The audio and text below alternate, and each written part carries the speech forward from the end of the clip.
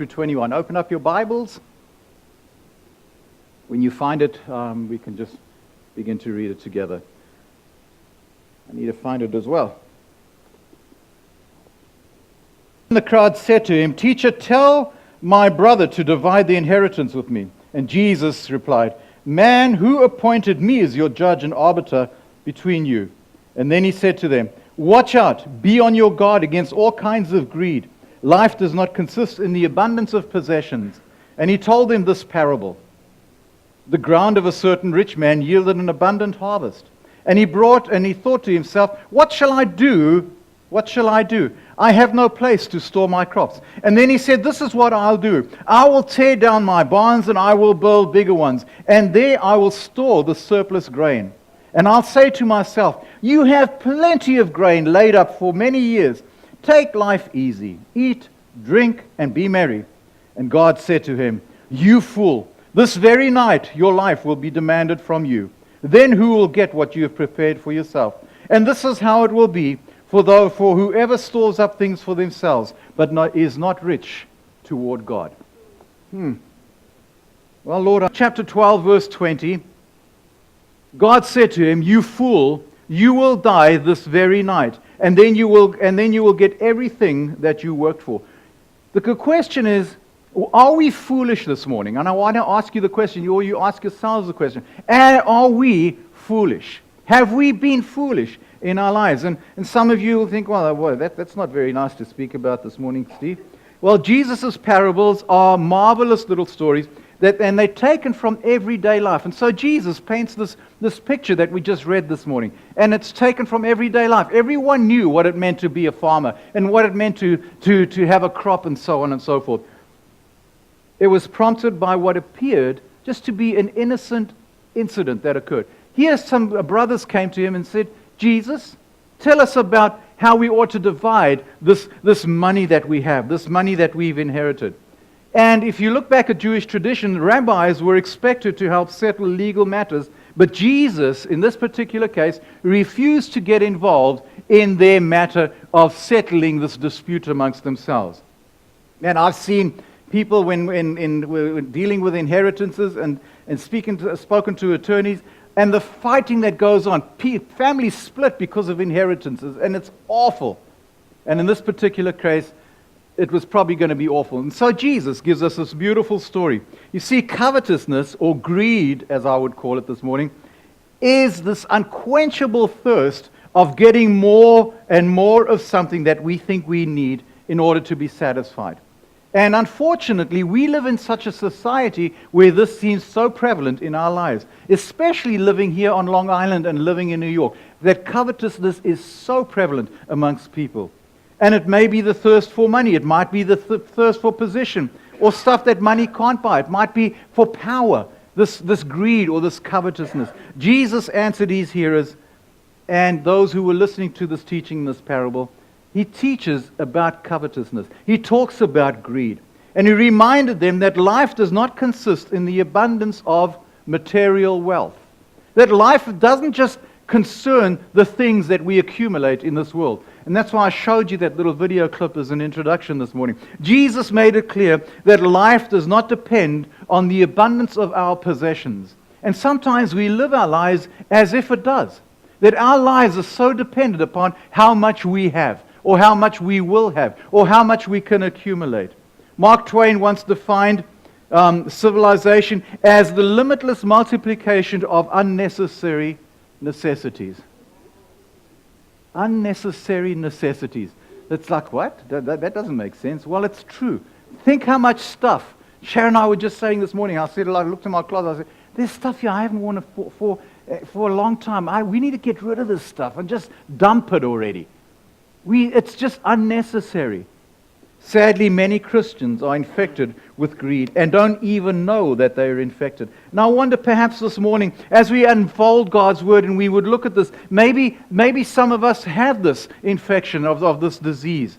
And measured by the living standards of the rest of the world, you and I who are believers living in America, in this beautiful country that God has blessed us and privileged us to live in, we live far above the rest of the world's standards, apart maybe from a few countries in Europe. But our standard of living, whereas 50% of the world today live in poverty. 50%. You and I that are living in America, we live on approximately, most Americans live at approximately $105 a day. That's what they work it out to. The rest of the world, the other 50 to 60% of the world, lives on $2.50 a day. And 15% of that live on less than $1 a day.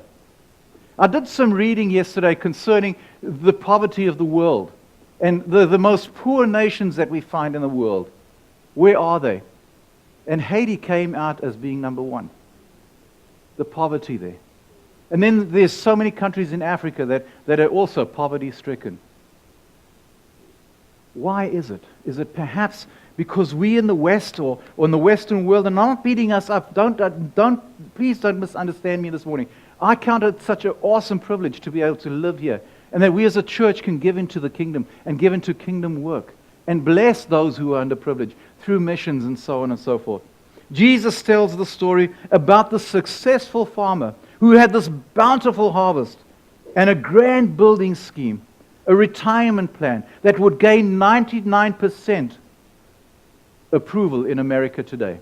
It was a fantastic plan. I mean, his business was doing exceptionally well. And finally, he called this man that was so successful, he said, "You're a fool." What? Why would Jesus call this man a fool? The successful farmer really did have a big deal. He himself thought himself a big deal as he bragged about what he had accomplished. But he did have an amazing deal. He was very successful. Sometimes great success is the justifiable reward for many stewards.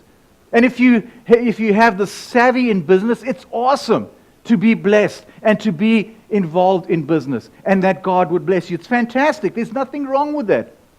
But why did Jesus call him a fool? We can safely assume that the farmer had planned well, he had labored long, and was now bountifully rewarded for the investment that he'd put into his farm. What's wrong with that? We would say in the West. There's nothing wrong with that. And this is what life is all about. God has never condemned anyone in the Scriptures for being a good steward. Never. And so we need to understand that. So what was the big deal with this farmer? Why did Jesus call him a fool? Many years ago, there were some rice farmers in the Mississippi Delta who planted a crop. This was about 1942. And they were expecting to receive 50 cents a bushel for their rice.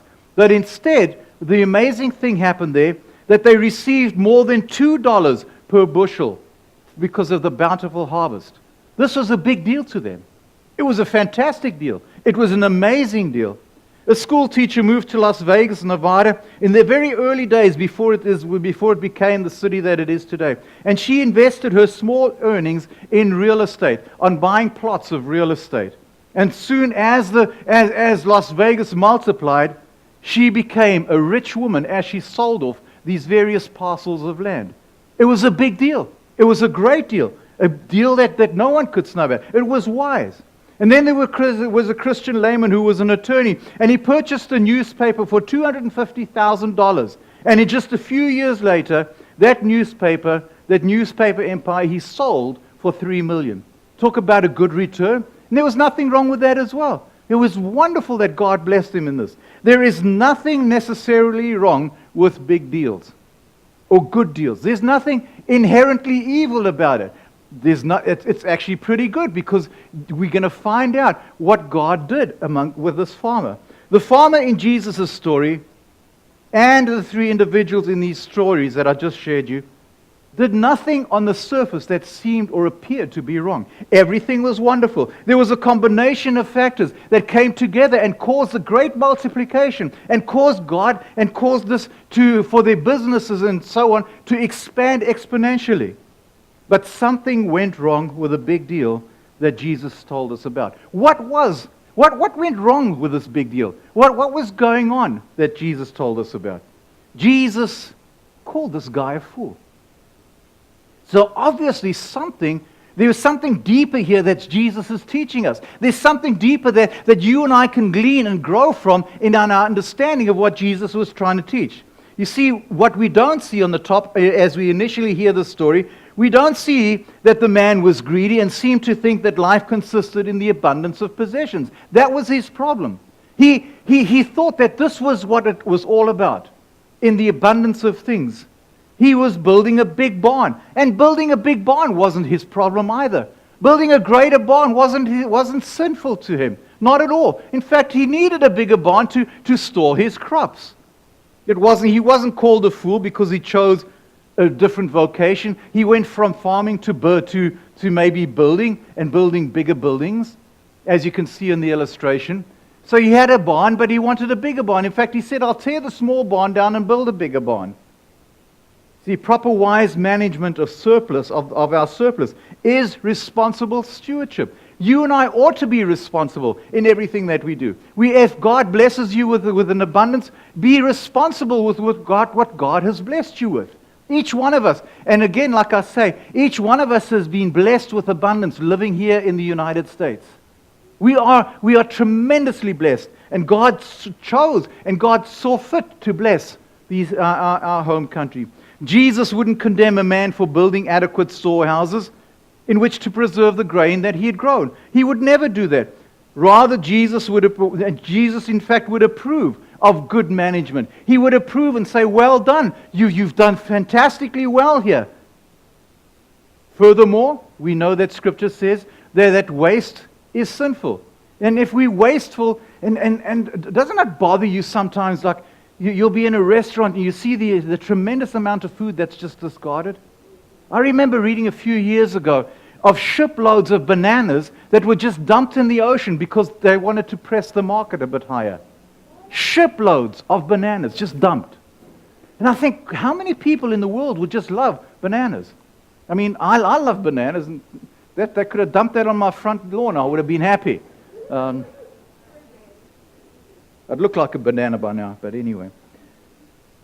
There is the Christian understanding that discourages wastefulness. We ought to be stewards of what God has given to us. And we need to be careful in our management of the blessings that God has given us, of the physical resources. They are, however, perils to prosperity. There are dangers when we talk about prosperity. Look what the writer of Proverbs said, and I chuckled as I read this and I reread it and I thought about it. He says, "Oh God, I beg two favors from you. Let me have them before I die." What are these two favors? First, help me never to tell a lie. And second, give me neither poverty nor riches. Just give me enough to satisfy my needs. For if I grow rich, I may deny you and say, "Who is the Lord?" And if I'm too poor, I might steal and thus insult God's holy name. So we should come to the point of accepting what God has given to us. Now, I'm not saying that you don't strive and to be a good financial steward. You ought to be a good financial steward. What was wrong with the decision to build a bigger barn? Was there anything wrong with it? Absolutely nothing. On the surface, it was fine to build a bigger barn. Your business is doing well. Your crop is big. You need a place to store that. This man was a fool for reasons that lay deeper than what we just see.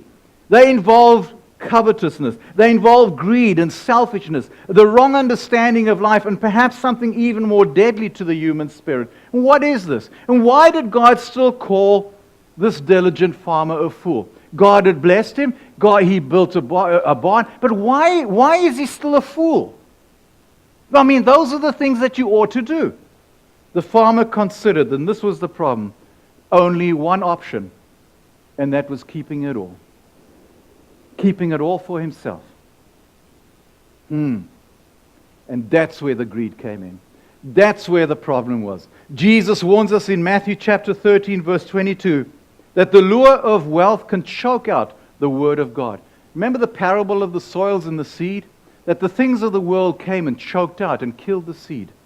And according to the narrative before us, this farmer asked the important question, what should I do? I don't have room for my crops. He asked this question, but he already knew the answer, what he was going to do with it. It was like, what should I do with all this that I have?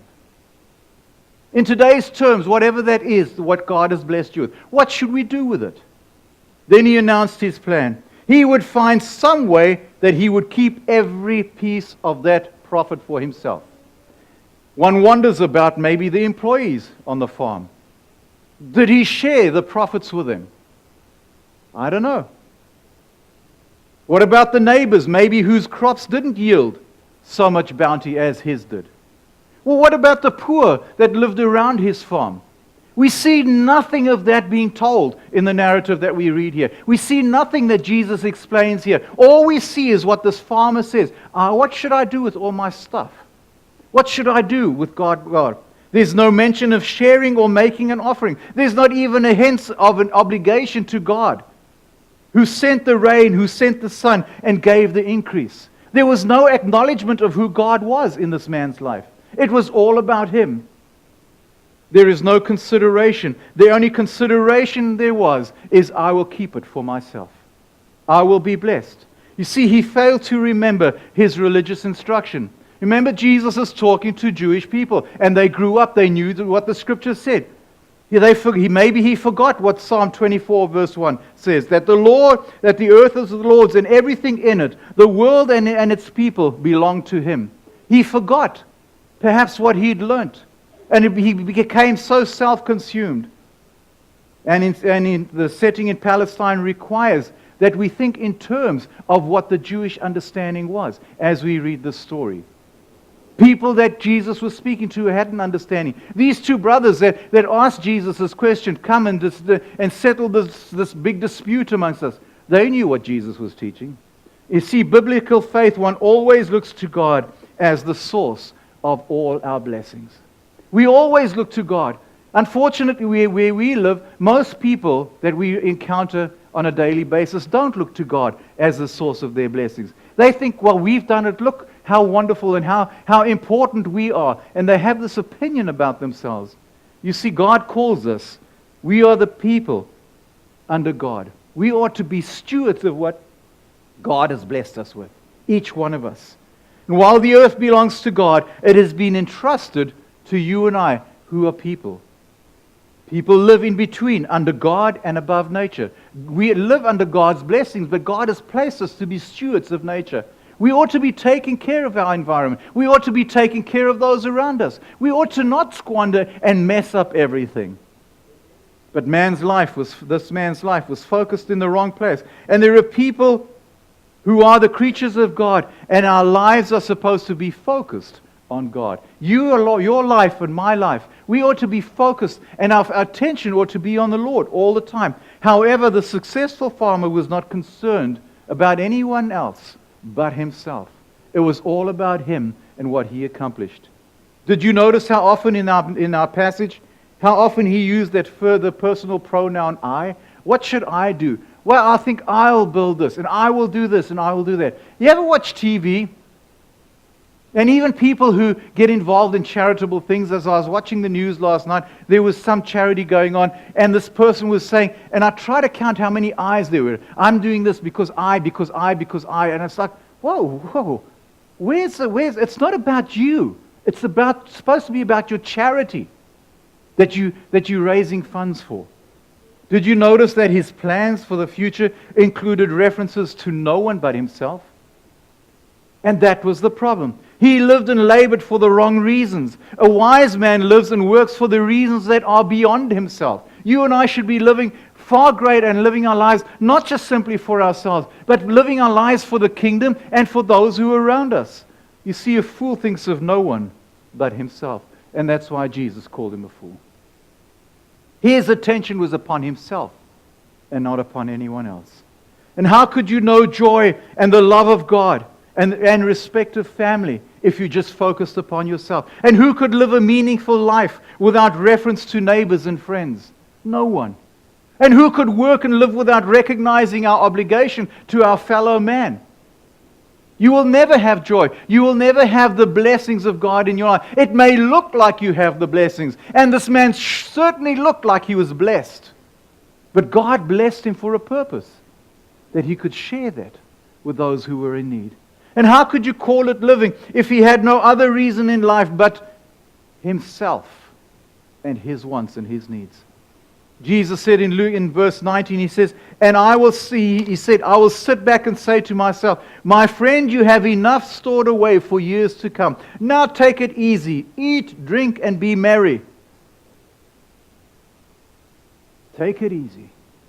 No concern about anyone else, just himself.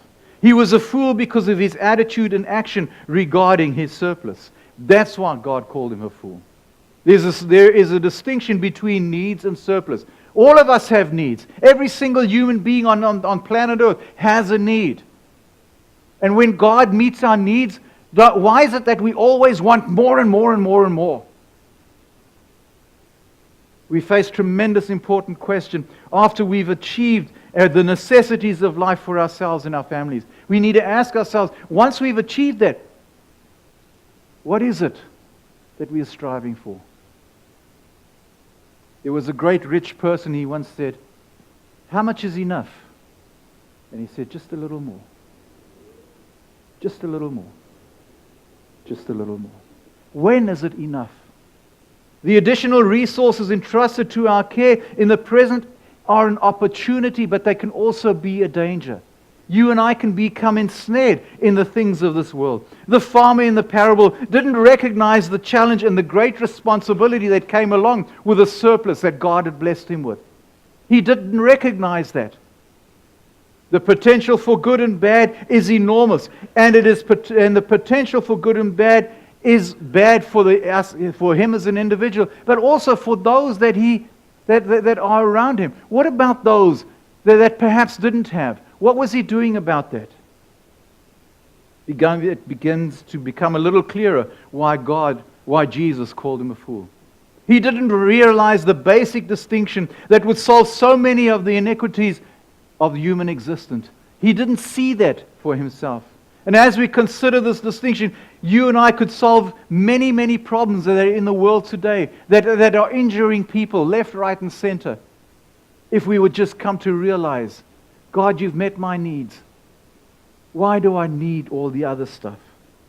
I think it should be obvious to us that like the rich fool, we too have failed to recognize that when we've passed from the realm of needs and necessities into the area where we enjoy a large surplus. I'm not fighting with you, church. Please don't misunderstand me this morning. God spoke to me in this as well. All of us, this word is relevant. Otherwise, it wouldn't be in Scripture. God called this man a fool for missing the distinction and for failing to act in light of the added opportunity that God had given him because of his surplus. He missed it. Remember Joseph? Wind back to Genesis. Joseph in Genesis chapter 41, we know the story of Joseph. He was sold into slavery. Jacob didn't know what happened to him. And then while he's in Egypt, God elevates him and he blesses him and he becomes prime minister of Egypt. And while he's in Egypt, he interprets a dream from the Pharaoh. And he says, listen, there's going to be some bad times. There's going to be 7 wonderful years and 7 bad lean years. And we need to store up and build barns and store up the grain. And so that's what he did. But notice the difference between Joseph and look at the difference between this man. Joseph built it so he could meet the needs of the people. Maybe deep down in heart, and it was a famine in the whole area, that his whole family, Jacob and his brothers, came down and they saw Joseph and recognized it was Joseph. And he even met Israel's needs. It wasn't just for himself. And as he was doing that, he supplied the needs, and guess what? God blessed him even more because the people bought the grain, not at an exorbitant price, but at a fair price. Because Joseph had made plans in building bigger barns and placing those things for the lean years. And so we see there's nothing wrong with that. But in this case, the man did it simply for himself and for no care for anyone else. The marked difference. 2 stories, very similar. One God blessed to be a blessing. And this man God blessed to be a blessing, but he chose not to be. Are the barns too big on your farm and mine? Are our barns too big? Have we built bigger barns that we really didn't need? And on our journey of life, have we progressed and moved to larger and more elaborate things in our lives? For what? For what? Do we need it? Is it a need? Or is it that's the American way? But is it God's way? Have we progressed so much and bought things that are way beyond our normal need? Perhaps even in transportation? Perhaps accommodation? Have we moved from the place of just being satisfied with what God has blessed us, and now we're living in the lap of luxury? I'm not saying that that's wrong, but if that's all it is, and without us being a blessing because God has blessed us, then there's something wrong, because then it becomes greed and covetousness. Have you and I become satisfied with our earnings that have provided a reasonable retirement plan? Or have we fallen into the pit of hoarding up for the future beyond what our expected needs might be? You see, when you die, you're going to leave it to someone else. You can't take it with you. It's done. Yeah, but I have to supply for, well, what about all my family and stuff? Didn't God call them to be stewards as well? Didn't God call them to be a blessing as well? I think it's reasonable to believe that God would expect you and I to make normal provision for the uncertainties of life and for the tomorrows, if we can do that without hurting ourselves or depriving others. We can hurt ourselves with the blessings that God gives us if we don't share it with others. There is a certainty that nothing is wrong, and following good business principles is wonderful if it's to build God's kingdom and that you and I can be a blessing for Him. And I say this all the time, and it seems like the story might be saying to us, our barns are too big, and they will stand as an awful evidence against us when we come and stand before God one day, an answer for our greed and our luxury while we lived in a world that was plagued by hunger and lack. I love the fact that we give as a church and that we give to missions. But I think we can even do better when we really consider the heart of God and the heart of Jesus. I wonder if God might be calling you and I this morning fools. What are we doing with the blessings God's given to us? Perhaps this man had forgotten the dreams, or maybe even worse, maybe he never even had a dream of as he grew up. I don't know how he grew up. The Bible doesn't tell us. But how many times have you wanted to give into the church offering or give your tithe or to a worthy cause, but you weren't able to do so, and you would cry to God, "Oh Lord, if I just had this money, I would give it into the work of God." And how many times have you said, "I would like to do this certain thing, but I can't afford it"? Or how many times have we seen people who are really suffering and wish that we were able to relieve that suffering? How many times have we thought about that? Have you ever thought about, if I win the lottery, I would give so much to charity? Really? How often do young people look at the mature peers in the years and they say, "I don't want to be like them. I want to be different. And when I grow up and I make money, I'm going to not be like them. I don't want to be like my predecessors." Was this man an exception to the rule? No. Maybe he'd never dreamed about the good things that he could do with the bountiful harvest that God had blessed him with. It had never even crossed his mind, how could I be a blessing with this? He never had the hopes, maybe, or the goals worthy of the harvest. Maybe he'd never seen the need in the human beings around him. And maybe he'd wished, maybe he never even thought about how he could be a blessing. Ask yourself, how could I be a blessing? When Sharon and I are talking about our wills and stuff, we're thinking, what charities can we give it to the church? How much must we leave for the church? I say that to people and they look like I've got two heads. What do you mean you're going to leave money to the church? Why not? It's God's ministry. It's God's work that goes on beyond the years. Life doesn't consist in the abundance of possessions, but it consists of using those possessions that God has blessed us with for ministry. and to help one another. Jesus made it clear that true life does not come from the abundance of things, nor the success or security. That's not where life comes from. Life comes, and the enjoyment and the pleasures of life come as we become charitable. Jesus had warned about laying up treasure on earth where it would be attacked by moth and rust. He says in Matthew chapter 6, "Do not store up for yourselves treasures on earth where moths and vermin destroy and where thieves break in and steal. But store up for yourselves treasures in heaven where moths and vermin do not destroy and where thieves do not break in and steal." And then he says this, "For where your treasure is, there your heart will be also." I've said this to you, church, so many times. If God does not own our wallet, He doesn't own our heart. If He doesn't own our resources, He really doesn't own your heart. Some of us are tipping God in our giving. We're actually robbing God. The scriptures just call it. You're actually a thief when you don't tip, when you don't tithe. You're a thief. That's it, bottom line. There's no buts about it. When we do not tithe, you are stealing from God. Don't fight with me, fight with God.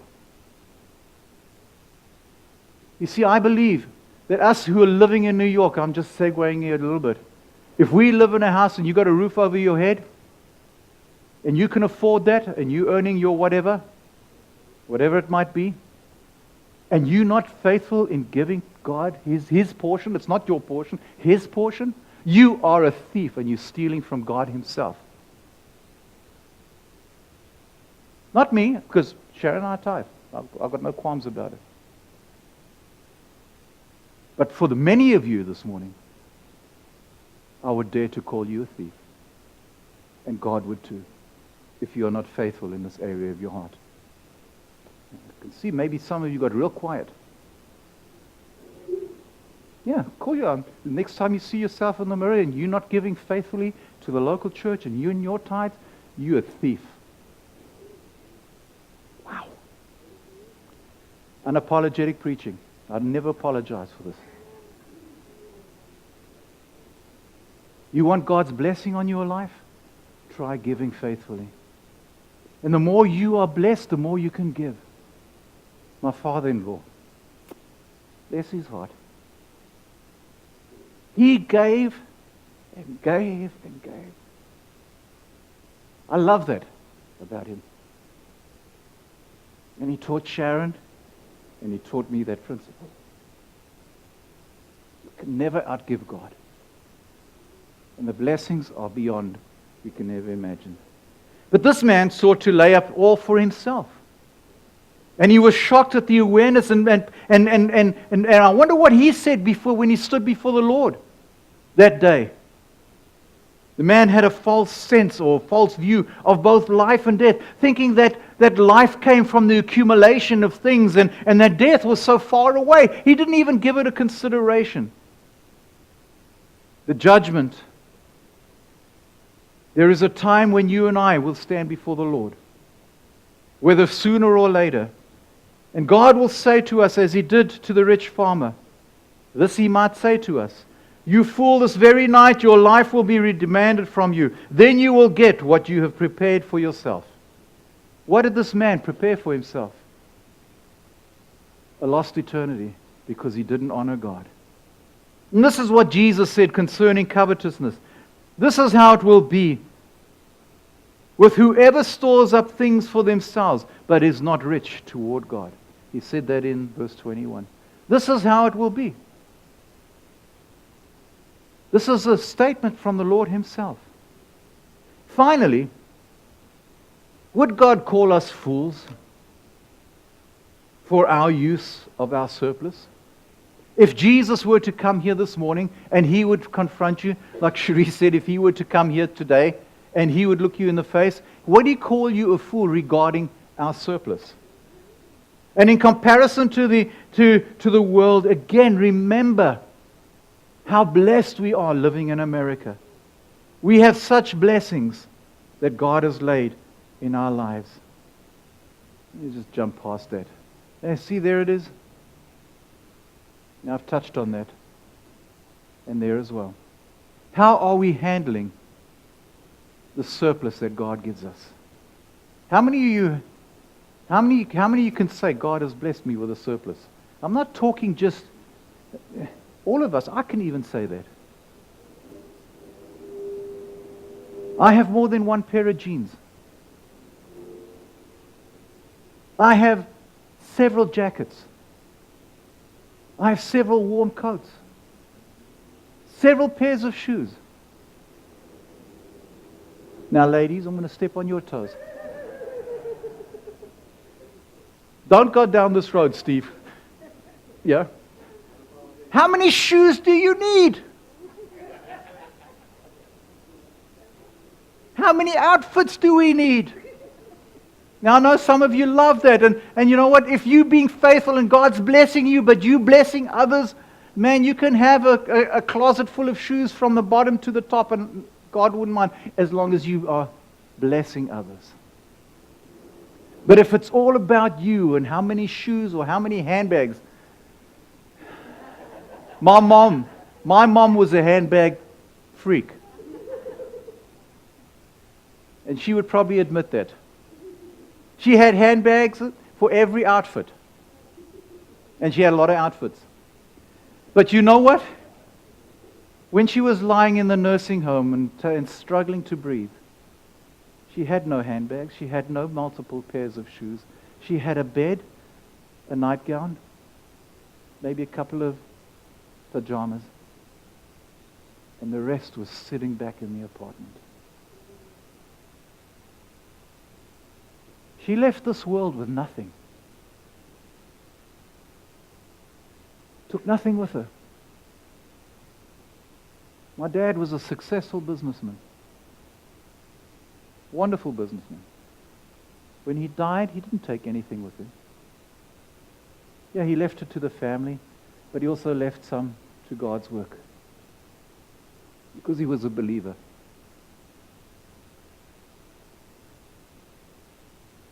You see, God searches our hearts and He sees, where's your heart at? Where's my heart at? Do we, like the rich fool in the Bible, deal only with the option of keeping it all for ourselves? Do we recall our stewardship role under God? Do we labor and live for ourselves instead for God? Do we deal responsibly with what God has blessed us with? And what is the evidence, if there was such a thing, against us for not dealing with what God has blessed us with? What have we done with our surplus? What percentage of it has gone to the church? I'm talking about storehouse tithing. What percentage has it gone to help others and to relieve human suffering? What percentage? What percentage of it are we zealously guarding for ourselves? And what about our dreams and our hopes and our visions? What is your dream today? What is your hope? What is your vision? It'll tell you that wherever your heart is, wherever your treasure is, there your heart is also. Are we laying up treasures in heaven? And are we rich toward God or not? Remember the youthful hopes and the aspirations. Did you want to be a blessing to help others? Do you recall the enthusiasm that you may have had for the Lord's work and His mission when perhaps you were younger? Or maybe just recently when you first gave your heart to the Lord. Is that enthusiasm still burning with a passion in your life? Or has it dwindled away? Do you remember how you wanted to help someone who was poor, but you weren't able to do so, but you just had the yearning to do so? Are you right now able to help someone that's in need? Remember earlier I mentioned the school teacher who went down to Las Vegas before Las Vegas was as we understand it today? Remember that woman? And she bought the land and the land escalated in value and she made a fortune in selling the plots of land. You know that she died before she was 50 years old. But she gave far more than any of her peers of the time. She loved the Lord. She gave to the local church. And at the time of her death, she gave 30% of her earnings to that local church that she attended. That was her giving. In addition, she kept money that was available for missions pastors in remote and poor areas of the world. She also gave money to missionary causes outside of the country. And many people who knew her, they knew that they could come and secure money from her to help people in times of need. She lived modestly. She lived happily with the things that she really needed. She never did know the lust of luxury that afflicted so many of her contemporaries. Can we be free from that lust? Can we be free from greed? Surely she stored up great treasure in heaven because of her giving of herself, her resources. She was rich in her relationship with God. Being rich toward God means to acknowledge gratefully that everything that you and I have comes from Him, and then to make every effort to use what He gives us for the good of others and to the glory of God and His kingdom. It means spiritual enrichment, not just personal enjoyment. That you and I become rich because of what we do. You see, wealth can be enjoyed and employed at the same time if our purpose is to honor God. Nothing wrong with being rich. And there's nothing wrong about enjoying God's blessings as long as you're blessing God's work. Are we honoring God with the first fruits of our lives and our resources? In other words, the first check that I cut on a Sunday morning or in the week when I get paid, is it to God's work? Is it my tithe that's His anyway? Is it? Or is it the last check and we tithe on what's left? Perhaps the message of this parable that Jesus taught us here is a message that maybe I hope will turn you and I and readjust our course in life. And say, what's it all about? What's important? Because I don't want to hear the Lord say to me one day, fool, what did you do with what I blessed you with? But I want to hear the Lord say to me, Steve, you've been faithful. Don't you want to hear those words from Jesus? You've been faithful. I would hate for us to hear, fool.